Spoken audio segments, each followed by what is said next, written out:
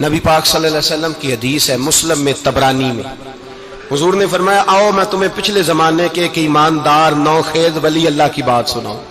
پچھلے زمانے حضور نے فرمایا پچھلے زمانے میں ایک بادشاہ جادو کے زور پہ حکومت کرتا تھا۔ جب وہ ایک جادوگر اس نے رکھا ہوا تھا تو جادوگر اس کو جادو بتاتا، وہ جادو کے زور پر حکومت کرتا۔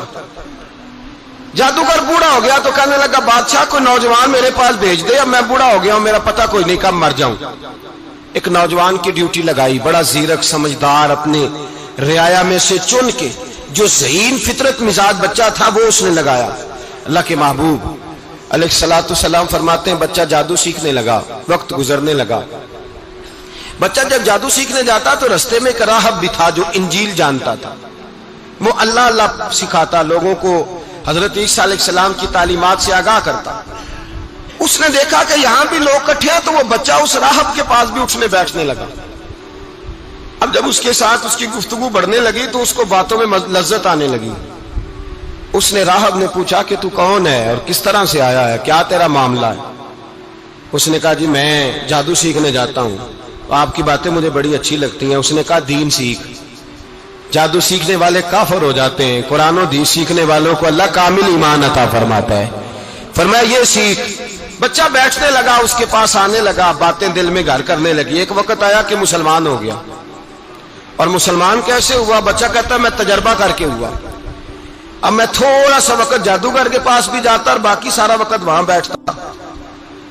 میں ایک دن جا رہا تھا تو رستے میں اژدہا تھا، بہت بڑا سانپ تھا، رستہ روک کے کھڑا تھا۔ یہ حضور نے بیان کی حدیث۔ نبی پاک صلی اللہ علیہ وسلم فرماتے ہیں بچہ کہتا ہے کہ رستے کے اندر سانپ ہے، رستے بند ہے، لوگ چھتوں درختوں پہ چڑھے ہیں، ہراش ہے۔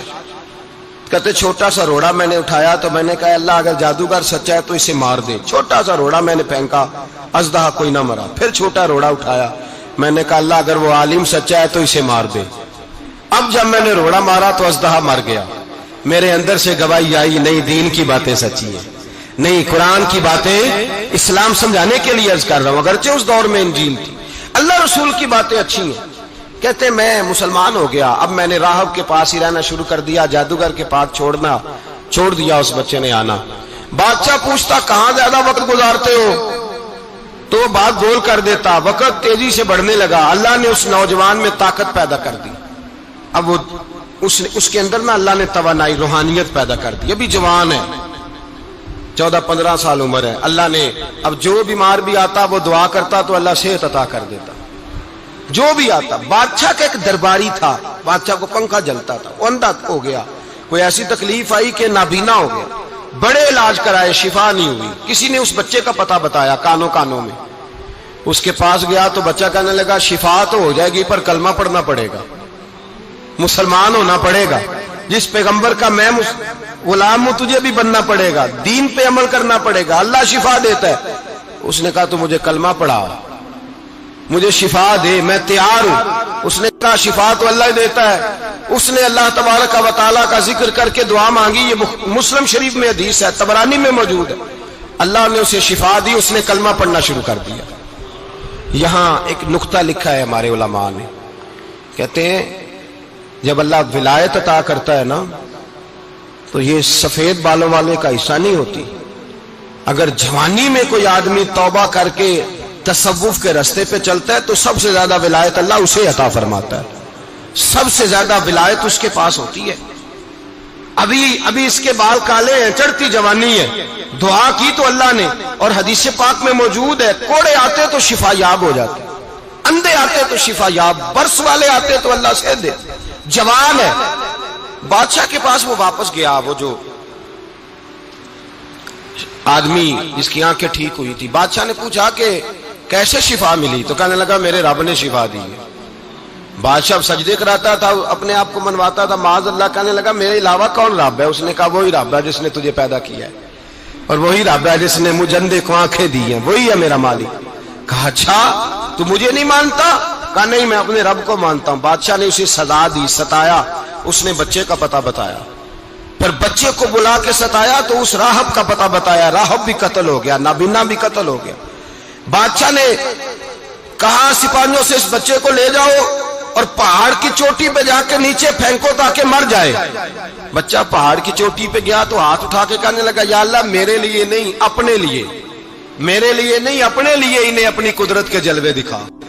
میرے لیے نہیں، اللہ کے بندے اپنی جان بچانے کی دعائیں نہیں مانگتے، اپنے لیے انہیں اپنی قدرت کے جلوے دکھا. یہ دعا مانگی، جتنے لوگ ساتھ آئے تھے وہ سارے زمین پہ گرے اور سب مر گئے، پہاڑ سے گر کے مر گئے. بچہ واپس سیدھا بادشاہ کے پاس کہنے لگا لو بھائی میرے رب نے مجھے بچا لیا ہے. جوان کا ایمان دیکھو، میرے رب نے مجھے، بولو میرے اللہ نے مجھے ایمان کی گواہی دے رہا ہے، میں بچ گیا ہوں، تو جھوٹا ہے، میرا رب سچا ہے. اس نے کہا لے جاؤ اس کو دریا میں، کشتی میں بٹھاؤ، بیچ دریا کے جا کے دھکا دے دو.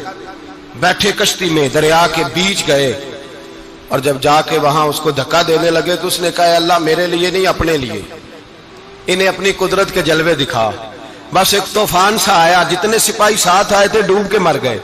وہ بچہ اٹھا اور سیدھا پھر بادشاہ کے پاس، اسی کے پاس کہنے لگا لو بھائی میرے رب نے مجھے بچا لیا ہے، تیرے پاس آیا ہوں. وہ کہنے لگا تو کیا مصیبت میرے گلے پڑ گئی ہے، کیسے جان چھوٹے گی؟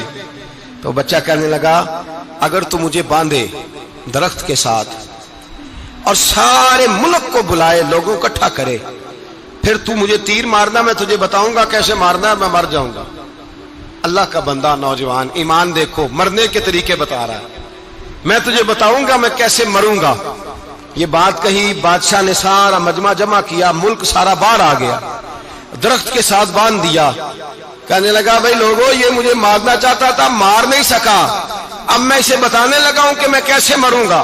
اسے کہو جب تیر مارے تو ساتھ میرے رب کا نام بھی لے، میں اپنے رب کے نام پہ جان دوں گا، ایمان کی پختگی میں اللہ کے نام پر جان دوں گا. اسے کہو رب کے نام پہ مارے، مر جاؤں گا. بادشاہ نے اللہ کہہ کے تیر مارا، پیشانی میں لگا، بچے کی روح پرواز کر گئی. جتنا مجمع کھڑا تھا سارا کلمہ پڑھ کے مسلمان ہو گیا، سارے مسلمان ہو گئے سارے.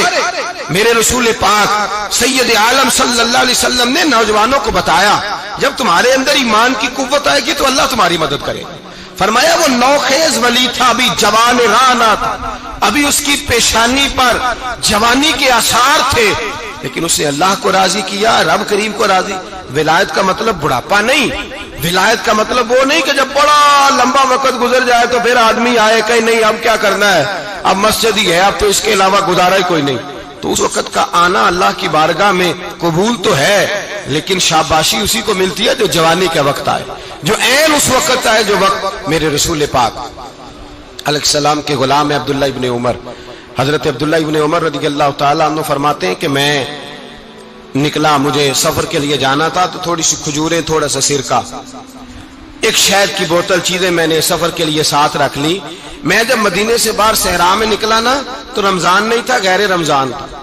میں نے ایک نوجوان کو دیکھا بکریاں چرا رہا ہے، بکریاں چرا رہا ہے. اے جوان، آپ فرماتے ہیں اس کا چہرہ بڑا نورانیت والا، گرد پڑی ہوئی پر بڑا حسین. فرماتے ہیں میں نے اس کو کہا کہ آ جاؤ کھانا کھا لو، روزے بھی نہیں تھے. کہنے لگا نہیں میں نے روزہ رکھا ہوا ہے. فرماتے ہیں میں نے کہا پتہ کروں کہ نیرا نیک ہی ہے کہ پرہیزگار بھی ہے. نیک وہ ہوتا ہے جو نماز پڑھے روزہ رکھے، پرہیزگار وہ ہوتا ہے جو گناہ سے بچے، وہ پرہیزگار ہوتا ہے. کہا پتہ کروں پرہیزگار بھی ہے کہ نہیں. کہتے میں قریب گیا تو میں نے جا کے اس کو کہا بھائی تیری بکریاں بڑی پیاری ہیں، میرا دل کرتا ہے ایک بکری مجھے دے دو.